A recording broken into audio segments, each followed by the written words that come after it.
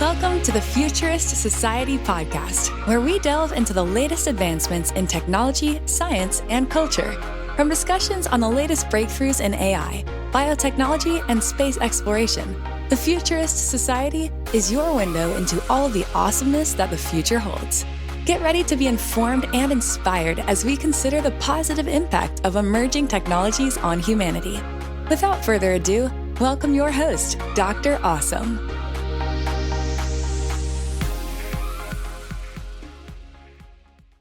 Hey everybody, welcome back to the Futurist Society, where we are talking about the future. We have Max Antson here today, and he is an expert in the field of machine learning. I'm very excited to talk with him today because he's using those same expert skills of machine learning and applying it to healthcare, something that I'm obviously very interested in. So Max, tell us a little bit about yourself and what you're doing. Hey, Dr. Awesome. Thank you very much for having me on today. Really excited to chat to you and everybody who's listening. So I'm a machine learning engineer, currently at a company called Feebris. And the thing that we specialize in is machine learning and artificial intelligence in the space of digital health. So this is one of my huge passions, is seeing how we can apply something that I've been studying for a very long time in my life into the real world and actually truly help people and make a difference and try to pave the way for more of a predictive medicine approach rather than reacting when things are maybe already too late. So that's kind of where we've specialized in, is a lot of trying to enable the workforce to make more informed and more accurate decisions based on our artificial intelligence based insights. So one of the examples that you had given is that there are many young children in India that die from pneumonia because they just don't realize that they have, their parents don't realize that they have the disease. So just explain to me at a basic level, like how machine learning and artificial intelligence can help in that outcome. Absolutely. So yeah, this is it's quite a crisis that's happening really worldwide.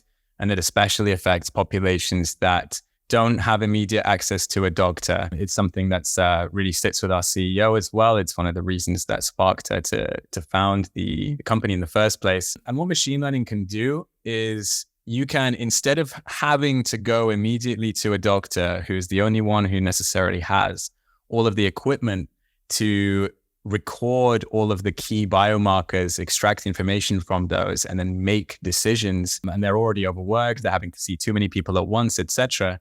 You can take that off of their hands. They're still going to be the key decision maker, and we're not, it's something we should emphasize, that we're not taking anything away from their job. We're just enabling them to make decisions faster. What we can do is we can take that technology out to, for example, child healthcare workers who may be out in the field working with these children.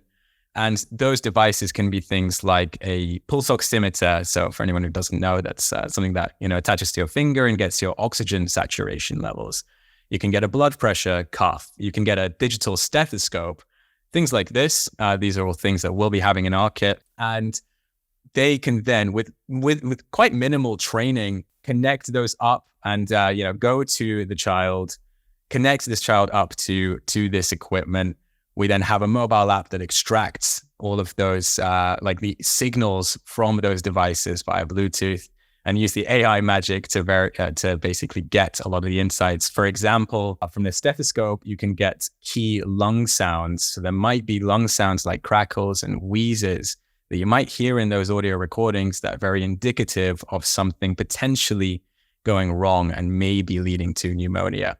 And with all of that information, a doctor or clinician can actually look at that and quickly see who needs to be seen to immediately, who's okay, and all of this, and hopefully it improves that kind of system. So that's where the machine learning comes in. And it's kind of a 3-stage process as well, because you can think about this and be like, oh, this is a really cool, dreamy scenario where you can do all of these things. But imagine you're actually out there in the field, and you've gone to somebody's house, and maybe there are like 4 kids.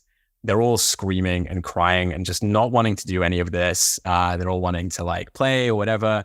There's like a car driving by. Someone's like shouting that dinner's ready, like all of this stuff. If you're trying to record a stethoscope recording in this environment, it's pretty much impossible to get any meaningful information. So the first thing we do is, the way that this can work with minimal training is if we really, really focus on getting quality measurements from these devices. So our first layer is all about the quality of those recordings. And we have many algorithms that are checking, first of all, have we got meaningful information from all of these different devices that we're using? And if we don't, can we provide feedback to the user as to what's going wrong? For example, we might ask one user like, there's too much noise in this recording at the moment. Can you go to a different room? Or, can you move the stethoscope a little bit because right now it's not placed in the correct area? So all of these sorts of things. And that's really the key bit that I think is currently missing in a lot of the various solutions that are trying to do this sort of thing. And then hopefully with that foundation, you can actually get the meaningful insights. And then the second stage is actually, okay, once we have the good signals, the good quality, then we can actually extract accurate information. And one big example I'd say is, you're clearly an expert in the medical field yourself, and very much more so than I am. And to measure the respiratory rate, so the amount of time somebody's breathing, like the amount of breath someone's taking in a minute, typically what you'll do is count the amount of times the chest is moving up and down. If you're having to do that quite a lot, quite frequently in these areas, and if it's somebody with minimal training, the chance of error is actually very, very high. And you'll see, for example, if you do this across a huge population, you'd expect to see quite like an evenly normal distribution of rates around like the average of about 16, 17 or so breaths per minute. But when you actually plot this, you see that almost everyone is either 18 or 20 breaths per minute because someone's just counted for 15 seconds instead of 60, multiplied by 4. And if it seems abnormal, they just shift it a little bit. And basically, and this is one of the most important vital signs actually for predicting pneumonia in combination with things like lung sounds. So getting this right is really, really key. So this is where machine learning can help. And one of the projects I'm proudest of having worked on is extracting the respiratory rate from the pulse oximeter device, which you can also do in the background. And in a way, that's also better from a psychological perspective, because if somebody knows that their breathing is being counted, they're going to change how they breathe. But if they're not aware and it's something going on in the background, that's going to be their true rate that we can really, truly analyze and take into account with the rest of the context. And then finally, the third layer is, okay, so we have good quality and we have extracted all of the information that we can, and we believe it's accurate. We can then do this many, many, many times over time, over days, weeks, and see, are there any trends going on in this patient that might be indicative of something going wrong? Like, can we predict deterioration? And that's kind of like the holy grail of a lot of medicinal research. Mm-hmm. And that's kind of this third big layer. And if we can do that, and I believe we really will be able to, relatively soon already, across the world, then that's just going to be huge. It's going to change how medicine is shaped. And I think it's what everybody's wanting to aim for is, Yeah. So I took this class at MIT. I live in Cambridge, Massachusetts, so just like a stone's throw from MIT. And I took this class over there, and that was about artificial intelligence in healthcare. And so they taught us, a little rudimentary understanding of how artificial intelligence works. So I apologize if I don't get the terms correctly, but so right now, like, you're creating your data set, right? And so you want to make sure that you have quality in your data set first before you start going to the actual analysis portion, correct? Yeah, absolutely. So when you eventually get to there, obviously, like you said, the holy grail is that the predictive technology, which is what everybody wants, right? Which is like the ability to look at just vast amounts of information and say that, okay, this is where this trend is going, which I agree with you. It's going to be huge. But I think what's most interesting to me, what you're talking about, is just like the advent of all of this new sensor technology, like when you're saying that you have a pulse ox that is able to record a respiratory rate, like that's really cool. And that didn't necessarily exist when I was in training.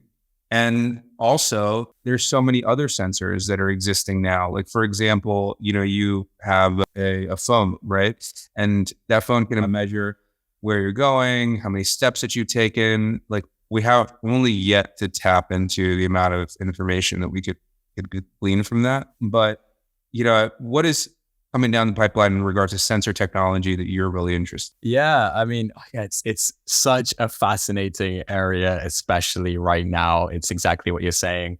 And funnily, you can actually combine the two things that you just mentioned. So you're talking about extracting respiratory rate from a pulse oximeter and the phone being used as a sensor more and more.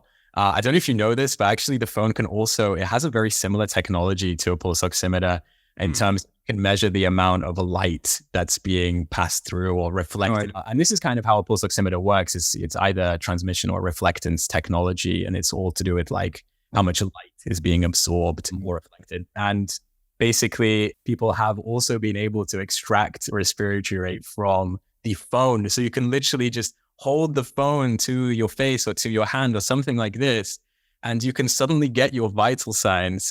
People have also played around with blood pressure. I believe work has been done on this that's looking really promising. You can, of course, get with these, you can also get your pulse rate. So very similar to the heart rate. And those three vitals you can just get in like 10 to 20 seconds of just having your phone nearby you. So that's something I'm really excited in. I'm hearing that things are getting pretty close to being validated on that front.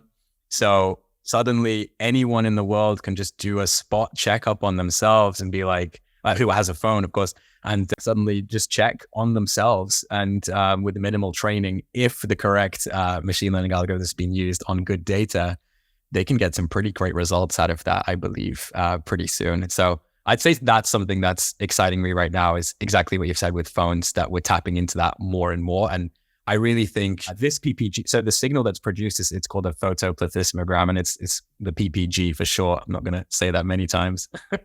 And the amount you can get from that signal is just fascinating. So those three vital signs, people have also been able to extract emotions from this signal. And I believe there are a bunch of other things that relate to various cardiovascular health and stuff like that. Imagine how, like, if you have all of these insights just from a 20-second recording, it's just incredible. So yeah, I'd go with that one. Yeah, that's pretty amazing. One of the things that I had heard about in this class, which I thought was just so profound, is that if you're in a Wi-Fi signal, you can have like a sensor that tracks your movement like within that space.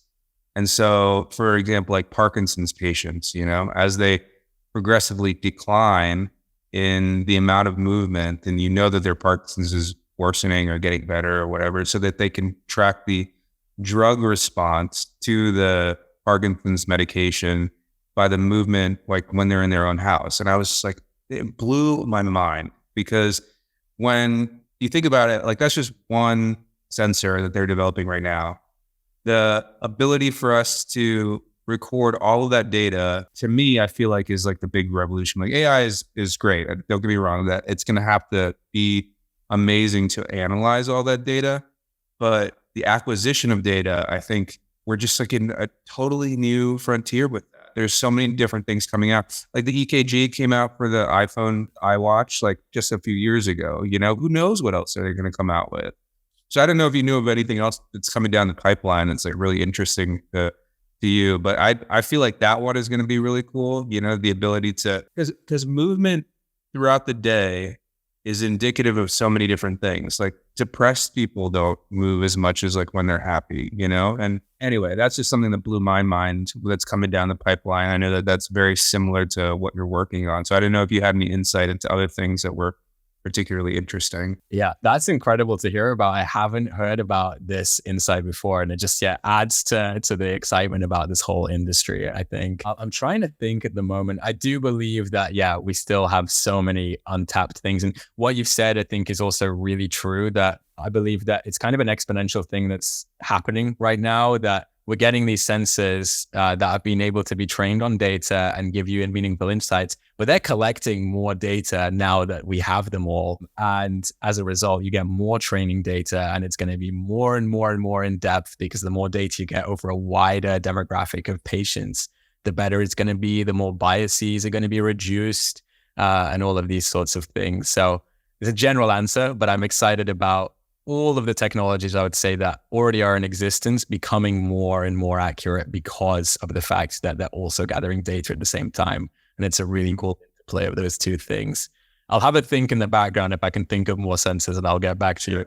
Yeah. No, I just think sensor technology is like, that's something that like really blew me away. Just the ability to measure is changing at just like a rapid pace, and in all industries, not just medicine, like the new telescope we have in space is able to give us more information than ever before, like from the macro view, even to the micro view. Like I'm sure that there's different things that are happening, on the molecular basis that I don't even know about, but it's cool. Like that's something that's definitely coming down the pipeline that I think will revolutionize a lot of industries. But let's just touch on the machine learning aspect of it for a second. So you're right now want to go out and get this data. Is there any existing data sets? Because I know you live in the UK, you have the NHS. And so you have theoretically this universal healthcare system that has data. Is there anybody that's doing anything with the data that exists right now that you've heard about, or maybe you guys are working on? Yeah, absolutely. Like there's starting to be more and more pretty great public databases just across the whole world. The biggest one that I know is something called Mimic. It's something that we've worked with. It's something that many different companies and different research institutions also work with. And that's fantastic. It's got pretty much it's almost got too much information because like it's hard to almost navigate through all of the like millions of tables and text data and signals data and map it all together to know what you need. That's one that's being used quite a lot. And that has like, everything that you could imagine while still remaining anonymous for all of the patients. And it's been recorded on real patients, I believe I don't remember which country it's in, so I'm not gonna, I don't quite remember, but it's basically, a huge data set with thousands of patients.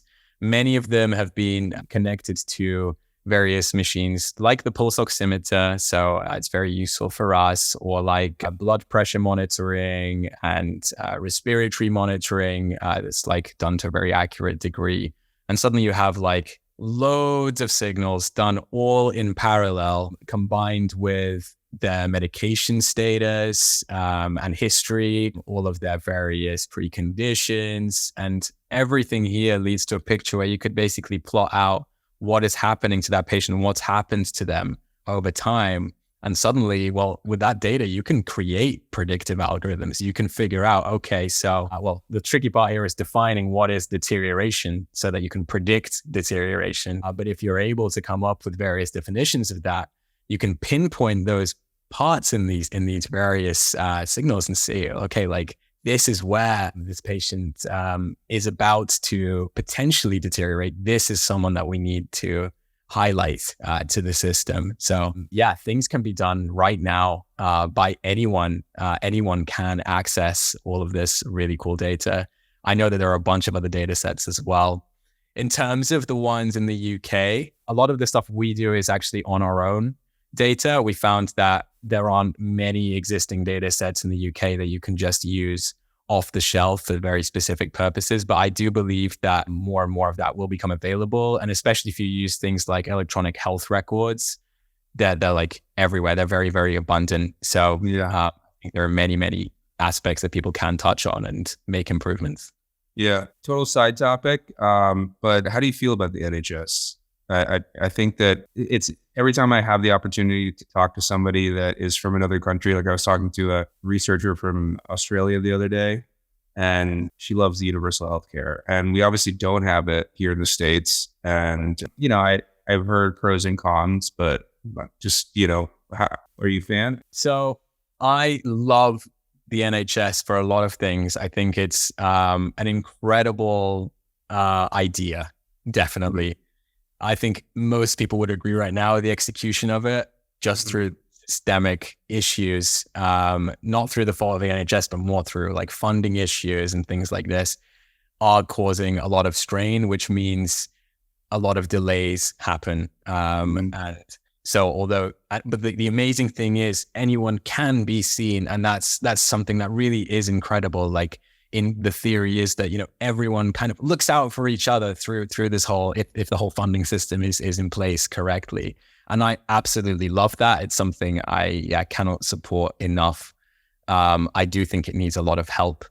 at the moment. And so I think it's a system that needs to happen, but right now is a bit too overburdened to work in the way that everybody's really wanting, is how I know that question. Yeah. How long does it take for you to get a doctor visit? Like if you were sick today, like how would you be able to see them the same day or the next week? It can be a real struggle, honestly. You know, I've had stories of friends. One of my friends had a problem with his knee, and it was just a minor issue at first. And he went to see somebody, and then they sent him away and said, like, come back in, I think, 2-3 months. The problem only got worse in those 2-3 months, and he couldn't contact them at the time. By that point, it had like actually gotten pretty bad, and they were like, "Oh, cool, you're gonna need potentially some treatment, some surgery."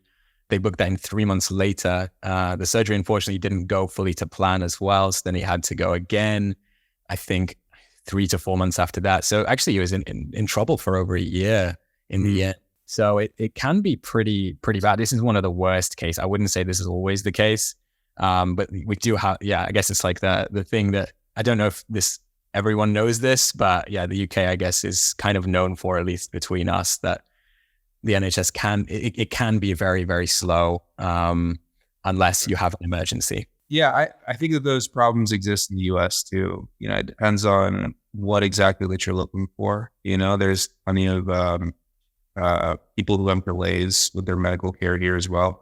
But there's like the insight from different systems as well, especially somebody that, you know, trying to make it better with the technology that you're providing.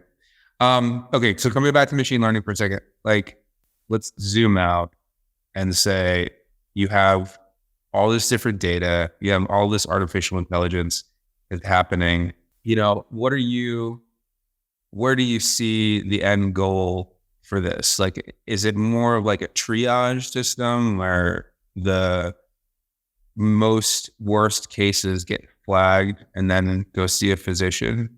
Or is it more like a decision-making system where, you know, a physician can like look through charts more efficiently to give the person the care that they need? Because like right now, I can tell you right now, like the amount of people that see me for cases that don't need surgery are pretty significant, you know, that are not emergent. I wouldn't say it's enough that, you know, I would need something to help validate that. But tell me what the end goal is for all of this. Like the real end goal, I would say, is, you know, kind of our mission is nobody should be suffering from treatable conditions simply because they don't have access to a doctor. Yeah. So I would say anybody, the end goal would be to have a system where anybody is able to use our technology from the comfort of their home or wherever they are, wherever they find themselves, to quickly get an idea of that, their health status, and then immediately get help if necessary, or if not necessary right yet. So this is the predictive part, I guess, for somebody to be able to track that, and for an alert system to be in place that's detailed enough, but not too detailed to the point of over complexity, that a clinician who's monitoring, for example, a bunch of patients in a ward can very quickly see, these are the people who I need to see to right now.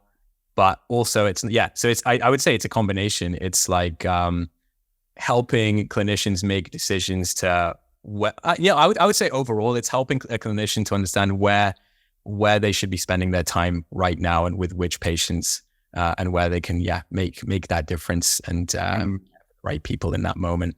And that a lot of it, I believe, should be before it's too late. And if we can make that very predictive. So I would still say a high alert should be set for somebody where it's predicted that something is going to happen before it's happening. Yeah. I think that the convenience aspect is also something that's really interesting to me, because I have a kid and taking her to the doctor is like an all-day affair, you know, like for most of the time, it's not something that's super necessary. And with the advent of telehealth, you know, is it really necessary for me to go all the way to this person's clinic? Like, I personally don't think it is. And, you know, the main thing that they're doing is they're doing a thorough physical exam, which hopefully sensors will be able to provide better information and more accurate information So I think that the convenience aspect is real. I haven't found any companies that are doing that. There's like a company here in the US which is trying to outsource pediatric visits where they send you like a stethoscope and they send you, like certain things. And then, you just get on the call with somebody, but like they do require you to do the otoscope exam, which, kids, like, unless you've done like 100 times, like you're not going to get a good reading. So I feel like once sensor technology progresses, then that's going to be like an interesting environment. Because I think that most parents would love to not have to go to the doctor, and obviously the third world countries, they might not have access to a doctor. So how do you feel about convenience as part of like the business model? Oh, it's massive. It's massive. And you've really touched up on a really important point there. Like, I know I've mentioned it before, but yeah, the whole thing that nobody's done the otoscope measurement before. And they're like, well, how am I going to get this right? And they're probably not going to get this right. And that is inconvenient because then it might seem that it's convenient for them to do it from their home. But if you get bad data, and the clinician who's on the other end sees this, they're like, well, this is useless. They're going to have to come in anyway. Or I can't act on this, which is potentially very bad if they miss identifying something because they had bad data. So I think it's almost drilled into our model that it's also more convenient because we are trying to train the users through the use of our product, how to use it in the best way to get the good data. And if it's bad data, we wouldn't send it to a clinician. We're like, no, don't look at this. This is useless. And, we try to ask the patients to retake as much as they can. And that I would say is convenient to both the clinician and the user. Because then the user will get everything that they want at the end much, much faster than having to go in to actually get a proper thorough examination. And yeah, overall though, convenience is super important. It's quite an interesting one, right? Because like what I've just said is contradictory, I guess, a bit. Like it's a bit less convenient if they have to take a recording for longer because the data quality is bad, but I'd say long term it's going to be more convenient for them to have the right results. So it's kind of a trade off of, these sorts of parameters. Yeah, I think the convenience of not having to go to a doctor to get this information is huge. The whole. I mean, again, I was just speaking from the U.S. Perspective. The whole process of going to a doctor is just such an ordeal. You go there, you put your name in, you sit down, we wait for 30 minutes. Sometimes the doctor's running late and I'm totally guilty of that. And then you see the patient or you see the medical assistant, they take the vitals, then you wait some more. Then you finally see the doctor, then you got to check out. So it's like start to finish, we're talking like 3 hours at least. So, if you could do that at the comfort of your own home, I think that would be something that would be really powerful. But let's just zoom out for a second, because I feel like machine learning and artificial intelligence is just so prevalent. It's so in the news right now. What companies are you most excited about? Like for me, ChatGPT is cool. Or I mean, I guess OpenAI is the company, but the tool is ChatGPT. It's cool. Some of these image softwares like DALL-E and, other, generative AI that creates pictures is also cool. But to me, they're a novelty, right? Like I use it for emails. I use it for, it hasn't really broken into the search capability yet. But you being in the industry, like what are you most excited about that's coming down the pipeline? Because for me, like, I think that the best thing would be some sort of interaction, like a digital assistant, like somebody that's able to manage my own life. I don't know if that exists, but tell me, for you, like what artificial intelligence or machine learning stuff is most exciting for you? Yeah, sure. So I actually love, it's going to be cliche, but I do love OpenAI a lot. I think they're an incredible company. Sam Altman is someone I've admired. So the CEO is someone I've admired for like years and years and years. And when ChatGPT first came out, I don't know how you reacted, but like me and like all my co-presidents was like crazy. Yeah. Mind blown. Literally, yeah. Now I know the hype has died down and there are results on like potentially it's getting a bit worse over time and these sorts of things. They're investigating it. But I would say it sparked something that's just unstoppable now at this point in a good way. That sounds very doomsday, but in my perspective, this is something that can be incredible. Like any new technology that comes out, it's going to have bigger potential positives and bigger potential negatives. I think that's the same with pretty much any innovation that people introduce to the world. But the positives, I think, are currently overlooked as to what this can do. So now, how do you feel about them going private? Because the whole idea was to be open source so that the AI didn't get out of control, right? And so the moving to privacy or selling to Microsoft has mixed reviews. How do you feel about that? Yeah, it's definitely mixed. I would say I understand, like, part of it is, they do, like, part of the private part is also, like, I guess where the funding is coming from in this part. So I understand that they do need funding to be able to have this idea. I know, for example, like they got a lot of funding removed, for example, when Elon decided to leave the company. So just for the survival of the company and to actually have the employees get paid, that is a necessary part. I would hope. I actually, I'm not a big fan of like Meta at all, but I do like their open source approach right now. I would hope they do move to that. I do have a feeling that the reason they haven't, that there must be something that they are worried about, and they just want to do some research before they expose all of this to potentially bad actors and things like this. But I know that that's also inevitable. I'm sure they're thinking about this a lot as well. I would say if it's always going to be closed source, that's a problem.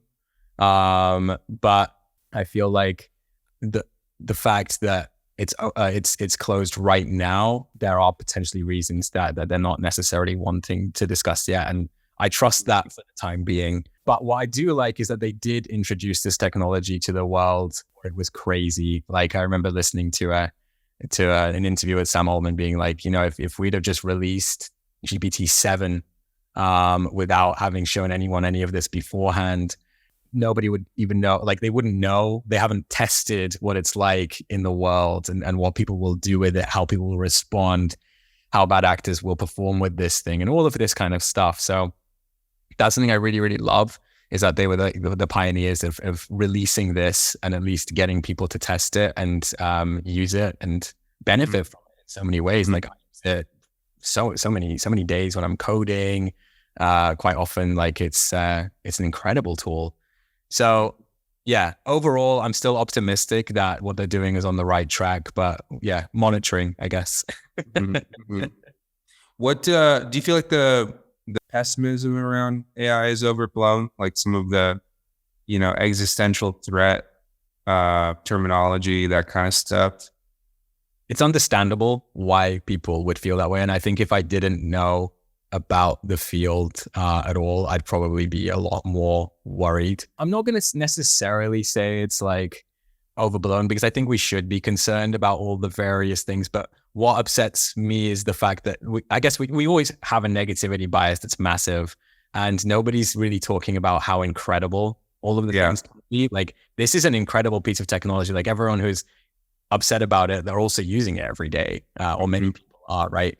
And they're using it for the benefit of themselves and maybe their companies, anything that they're working on themselves, creatively or otherwise. And yeah, the opportunities are endless. Like, I know one of the big things is, yes, it's going to potentially change the job market pretty significantly. But I am really a firm believer that any time that the job market is disrupted like that, people will find new work to work with the technology instead and make the technology work for them. And in a sense, they'll hopefully, like, a lot of the stuff that they don't like to do right now can be automated, and then they'll be able to do potentially higher level stuff that they were really wanting to do with more ease, with the fact that they have this personal assistant that you're, for example, hoping for. And yeah, to go back to your question, I've already answered it. Yeah, my like, the thing I'm excited about is the personal assistant that I believe OpenAI are on the way to creating. So no, I agree with you. I think one of the things that you touched on is that I think that people will start using this technology and it'll provide more fulfillment to their lives. Because right now, all of us, whether it's medicine, whether it's coding, whether it's, working in retail, there's like a ton of things that we hate doing about our job. And if AI can remove those things, then it becomes like actually a fun experience. You do what you love about your job, and the stuff that you don't love, you make the AI do. And that's my quote. That to feel like that's something that is the best case scenario, but also the most probabilistic scenario, because it tends to shake out that the stuff that we don't like to do, we make better. And especially in the US, it's a little bit different in the UK. It's like you just like work yourself to the bone here. Like everybody comes in early, they leave late, and maybe with the advent of AI, there would be more time to enjoy the more finer aspects of going to work. Like you socialize with your peers, you do what you need to do, and it's not just like this constant pressure to perform all the time. But how do you think it's going to change the working landscape? Because I know that that's like the big thing, which I tend to agree with you, because I think that it's something that is going to make us better. I think it's something that, yes, it's going to have a profound impact, but I don't think it's going to replace us. How do you feel about it? Totally. I completely agree. I think a lot of people will have to be conscious, myself included, as to how to adapt, because I do think people who will be doing their job alongside using this technology in a lot of sectors, not every sector, will be doing a lot better and be producing more meaningful work than people who do not leverage this technology at all. So I think that is going to be a major aspect. Like if I was to start looking for a job or like trying to understand what career I was to go into, I would be using this technology as like a bit of a personal assistant already to help me with things in whatever craft I'm thinking about. So I would say that's a big way that it will change, is kind of what you've said. Like it's going to be this personal assistant. Like for example, having a data analyst that's like a junior data analyst by your side. Now they've just released this stuff where it can it's code interpreter, I think, where you can code up. So you'll give it a data set and you're like, oh, I'd like to get the distribution of some form of demographics. And it will just code everything amazingly well instantly, which could take a data scientist a couple of days to do. And you suddenly have these plots already for you to use. So I think it might shrink companies a little bit potentially. But I think it might create more companies that do more niche, interesting things and can use and leverage these personal assistants to really, really specifically dig into these sorts of things. But I actually think it's really hard to predict what will happen. Like humans are just naturally bad at doing that. And yeah, I think it's just an exciting time to see where it's going to go. But I am optimistic. I believe like new jobs are going to be created out of this, like managing the various systems and how they operate together, being kind of like the communicator with all of these assistants. I think will be a huge part, and potentially like just more high level jobs that don't currently exist will start to be formed.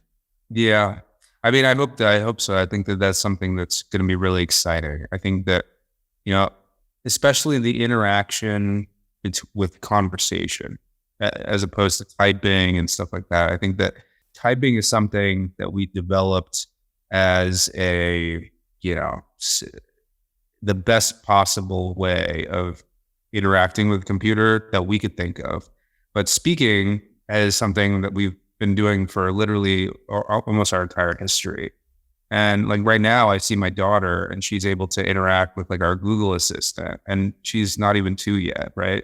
That's something that's just like ingrained in her, that she's able to interact with that. So just the ability to talk to whatever computer system that you are using, I think that's going to be something that's profound. And the the more complex questions that we're able to get answered from that computer system, I think is going to just make life more manageable. The insights that, like, I would love to know, just even for myself, like, what time of day is best to wake up for me so that I get all this stuff done. And I'm sure that that's a very easy question if I had enough data to understand that. But right now, it's not available to me, right? I mean, I think that that's something that I'm really looking forward to.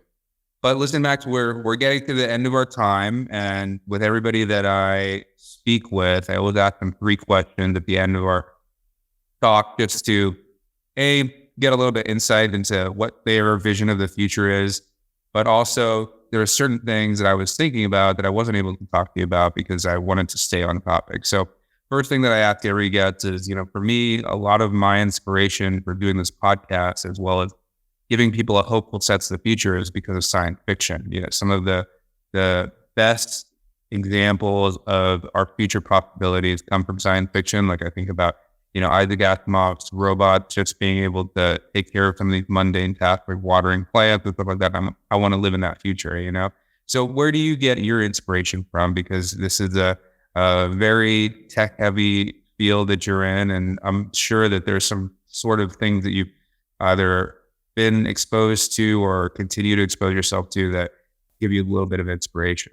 I'd say my most inspiring thing for myself is something from the past, but has just stuck with me forever and is like perpetually in my head. And it's actually my maths teacher from when I was 16 to 18, an incredible guy. He made me like, and my friends, total nerds, because we'd be racing him into school by 6 a.m., which is a bit outrageous. And we'd like all just be having pizzas during the day and talking, and he'd be like inspiring us with all of the various interesting mathematical concepts and drilling into us that you can really do, everyone can make a big difference, and you can really put your mind to things and make change. And it's all cliche stuff, but when you have somebody really tell you this day in, day out, who you look up to and who is teaching you so many incredible things about the world, it's something that sticks with you forever. And I think that's something that's always been in my head, is wanting to make that vision of his future a reality.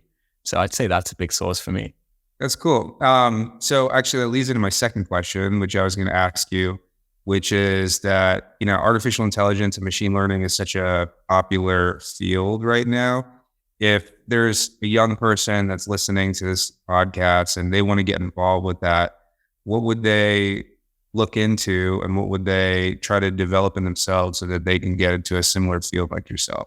Yeah, that's a great question. I would say a lot of it is, this is not an easy field. Like, you have to work hard, and you have to, if you're still at school, study hard, do the exams and do them well, and really get into, I came in from the field of mathematics. A lot of people come in from the field of computer science. It's interesting seeing the different ways people develop their different thinking about problems through those different fields.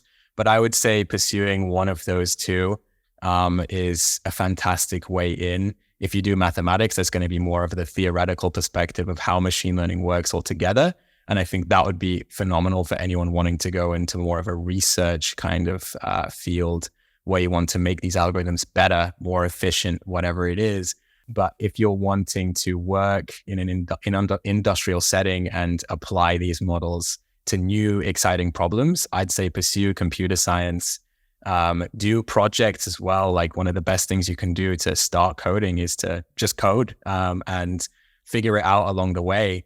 And I'd also now say utilize large language models that are coming out to help teach you those topics. It's something I'm doing on my job right now, actually, is learning a new language that I'm having to use to deploy various models that I'd never touched before. And ChatGPT is helping me so much. It writes out a lot of the scripts and the templates that I'm wanting to use. And I'm like, oh, cool. And can you now explain line by line what is happening? Why is it the way that it is in this instance? What should I do here? What should I do there? Why am I getting this error? And it's incredible. So I would say, start a project and maybe use the AI already as a personal assistant. And it's not going to be perfect, but I would say over the years, it's going to get you really, really far. Mm-hmm. Cool. So last question, which I always ask my guests is, where do they see their particular industry in the future? And I just want to caveat that because we talked already a lot about healthcare, and I feel like that's something that we've already discussed. What I want to know from you, I know that you're a musician and this is something that you really are passionate about. How do you think AI is going to affect music? Are we going to be consuming music differently? And is this something that you're looking forward to? Yeah, I don't know if you use Spotify, but their recommendation engines are incredible. Like almost all of my new favorite bands I've found in the last year through their recommendation system. So I know it's already really cool. And I think that's just going to get better and better. For example, is you're going to discover all these bands that you absolutely love if your connection to music is being an avid listener of new genres or new bands or whatever it is. The other thing I think for creators that excites me is, of course, the music generation aspect. So the fact that you're going to have generative models that create new tunes. And I think there are going to be some really cool companies that are going to come out, for example, that you might have like a little bit of an idea to start a song and you're like, I don't know how to finish this. This sounds too generic. This sounds a little bit too much like this song, something like that. And you can maybe feed that into an AI and be like, can you continue this idea? Or can you slightly change this or improve this? And I think there'll be a really cool symbiosis that comes out of a collaboration with AI that's going to really help you convey the idea that you want to convey in the way that you want to actually convey it. So I think it's going to help with writer's block is basically, I guess, what I'm trying to say. I know there's like a worry of, all songs are going to get generated by AI, all images. I don't think that's necessarily true. I think humans connect to the creator. And that can't just be an artificial intelligence system. So I just have this feeling that what's going to happen is it's always going to be like, it's going to be this incredible tool that's really going to help those creators create something amazing that they've been dreaming of creating. And they're just going to do that faster and be even more proud of their work. Yeah. I'm looking forward to it. I mean, a lot of science fiction that I follow, there's artificial intelligence, musicians, and they're just not even real, which honestly I think is cool. I think that that's something that is just going to be another offering that music will have in the future. But anyways, so nice to speak with you. It was a really interesting conversation. To all the listeners, I hope that you enjoyed today's conversation with Max. If you want to check him out on his social media, we'll be including all of that information. And more importantly, we hope to see you guys again in the future. Have a great day, everybody. Thank you so much. We appreciate you taking part in today's episode. Take this chance to reimagine a better future by joining a community of futurists who strive for a remarkable world. Be a part of this growing network and contribute to making the world a more positive place. Visit thefuturistsociety.net and subscribe to the show so you don't miss a drop of hopeful futurism.